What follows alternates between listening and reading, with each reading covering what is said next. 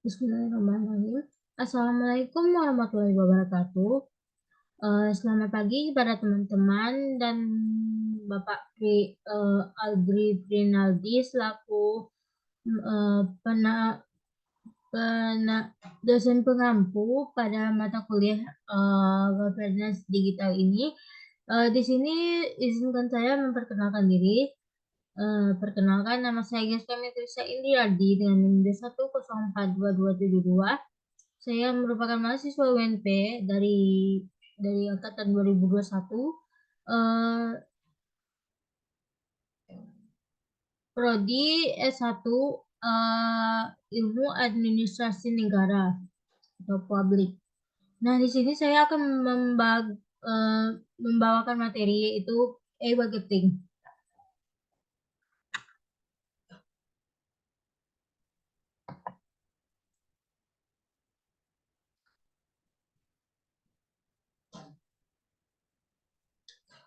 Nah, sebelum kita masuk ke pembahasan awal, izinkan saya untuk menyampaikan apa-apa saja yang saya akan bahas. Itu latar belakang, pengertian e-budgeting, manfaat dan keuntungan e-budgetingnya, dan kekurangan dan kelemahan e-budgeting. Next. Nah, yang pertama itu latar belakang.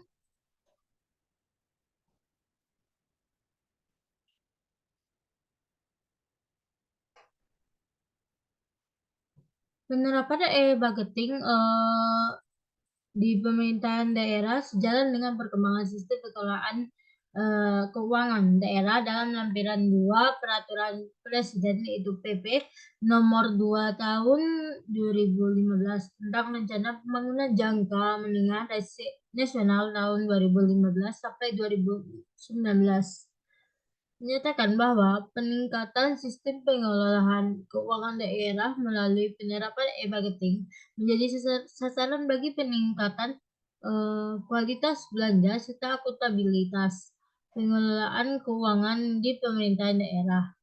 Hal tersebut perlu didukung dengan adanya peningkatan kapasitas aparatur pemerintahan daerah, salah satunya dengan tersedianya sistem aplikasi e-budgeting bagi pemerintah daerah.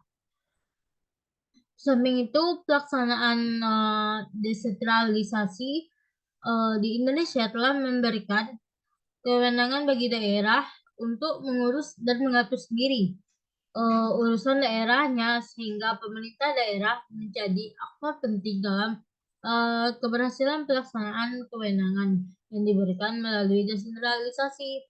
Desentralisasi juga memberikan keberhasilan pelaksanaan kewenangan. Kewenangan pada daerah yang memperbaiki tata kelola pemerintahan daerah sehingga pelaksanaan urusan pemerintahan dalam berjalan secara efektif dan efisien. Dengan adanya desentralisasi ini, daerah tidak hanya dijadikan objek kebijakan pemerintah pusat, tetapi daerah juga dituntut tanggung jawabnya untuk dapat melaksanakan tata kelola pemerintahan dengan baik.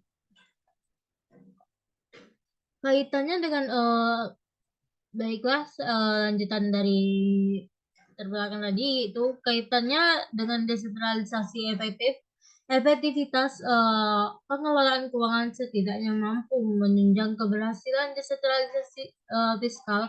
Paradigma pembangunan di Indonesia telah mengalami perubahan dari sentralisasi menjadi desentralisasi.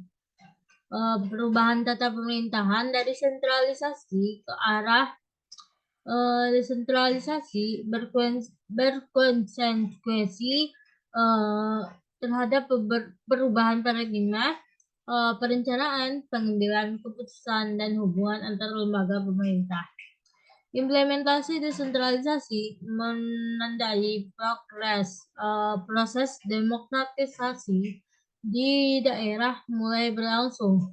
Hal ini diindikasikan dengan terbentuknya pemerintahan daerah yang memiliki kewenangan penuh untuk mengatur dan mengelola pembangunan di daerah. Nah, ada undang-undangan, ada undang-undangan, ada undang-undangnya itu nomor 32 tahun 2004 tentang pemerintahan daerah menjelaskan pengertian desentralisasi yang terdapat pada pasal 1 ayat 1 sampai dengan 7 yang menyebutkan bahwa desentralisasi adalah penyerahan wewenang pemerintahan oleh pemerintah dan kepada daerah otonom yang mengatur dan mengurus urusan pemerintahan dalam sistem negara kesatuan Republik Indonesia. Nah, kita masuk pada pengertian e-budgeting. E-budgeting adalah singkatan dari electronic budgeting yang jika diterjemahkan dalam bahasa Indonesia sering disebut dengan anggaran elektronik atau suatu anggaran yang disusun secara digital. Baik itu berbasis aplikasi ataupun website, pada dasarnya e-budgeting adalah program dari pihak pemerintah, terutama untuk bagian e-government, dalam upaya mendukung transparansi dan juga akuntabilitas dalam anggaran. Selain itu, pengertian lain dari e-budgeting adalah suatu sistem keuangan yang berbentuk semua dokumentasi keuangan milik suatu bisnis atau perusahaan yang dilakukan secara online dan juga bisa dilihat oleh siapa saja yang mempunyai keperluan atau hubungan di dalamnya. Next. Nah, yang masuk kepada materi yang ketiga yaitu ada manfaat dan keuntungan e-budgeting.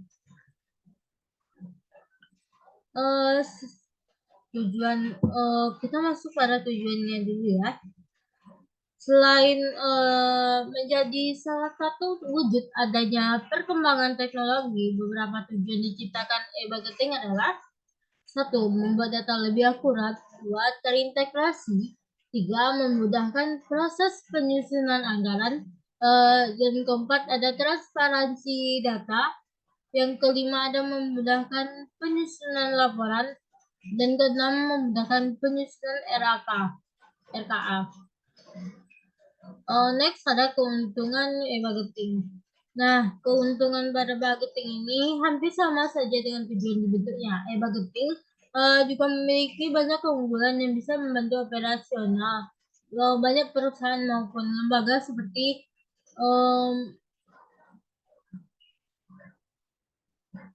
menekan risiko korupsi, memudahkan proses evaluasi, menjaga akuntabilitas publik, dokumentasi data lebih efektif. 5. Mengurangi risiko human error, misalnya seperti korupsi. Dan 6. Menekan biaya operasional. Nah, yang keempat kita masuk pada kelemahan dan kekurangan e-budgeting. Kekurangan e-budgeting itu ternyata ada dua, guys. Jadi disampaikan keuntungan e-budgeting pun memiliki kekurangan tersendiri. Berikut diantaranya yaitu 1. Membutuhkan pengaman dari virus, dan kedua bisa diretas. Sekian dari saya ucapkan terima kasih. Apabila ada kata yang salah mohon dimaafkan. Assalamualaikum warahmatullahi wabarakatuh.